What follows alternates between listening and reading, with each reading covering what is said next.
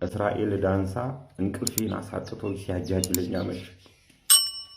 እና አሁን ታበሲሳ በተለያዩ ጊዜ እየተነሱ እስራኤል ዳንሳ ዲያመንድ ሰርቋል እያሉኝ ሲያሙኝ በጌታ ስም ችዬ ዝም ብዬ ነበረ። አሁን ግን በቃኝ። እውነታውን አፍረጠርጠዋለሁ። ሰኞ ማታ 4 ሰዓት ጠብቁኛል። ጠበቅነው አልመጣም። ማክሰኞ ብቅ አለና ዛሬ 4 ሰዓት ጠብቁኛል። ጠበቅነው 5 ሰዓት ላይ መጣ። ከምሽቱ 5 ሰዓት ላይ ልክ ሲገባ 1220 ሰዎች ነበሩ ዳይሬክት ሲከታተሉት የነበረው። አሁን ካሁን ስለ ዲያመንዱ አፍረጠረጣ ስል ስጠብቅ አሁን ስለ ዲያመንዱ አወራ ስል ዝባዝንኬው እዛ ሲረግጥ ትንፍሽ ሳይል አንዲት ነገር ማለት ስለ ዲያመንዱ አንዲት ነገር ሳያወራ አበባውን ሰብስቦ ወጣ። ከ5 ሰዓት እስከ 6 ሰዓት 1200 ሰው የነበረው 163 ሰው ድረስ ስንጠብቀው ነበር። እንቅልፋችንን አተን የስራህን ይስጥ እስራኤል። የእንትና ብቻ ባናይ የግል ብናይ እኔ የራሴን አባ ሆይ ብዬ እኔ የራሴን ባይ አንተ ራስን ብታይ እኮ ነው የሚሻለው።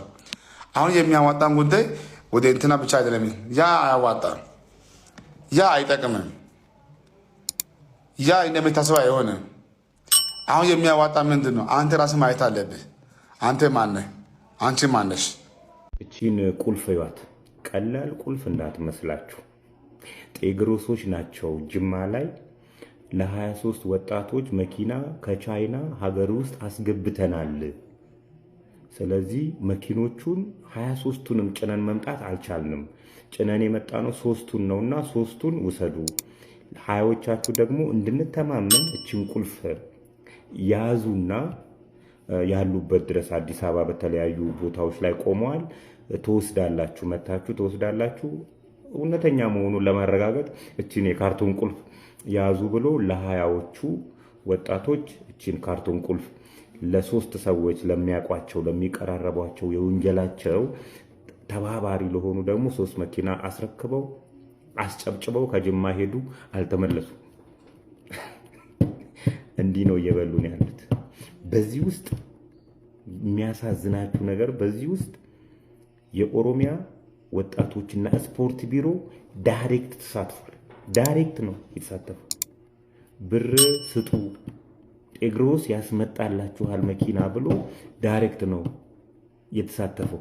ለዚህ ውለታው የኦሮሚያ ወጣቶችና ስፖርት ቢሮ የተለያዩ ስራ ኃላፊዎች ቻይና ድረስ ሄደው መኪና አይተናል ብለው መስክረዋል።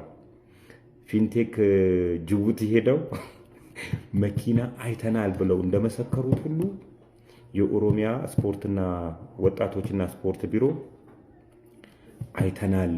ምን አገባው? የስራ ኃላፊነቱ የወጣቶችን የስራ አጥነት ችግር መቅረፍ ያለበት ይሄ ቢሮ ነው ወይ?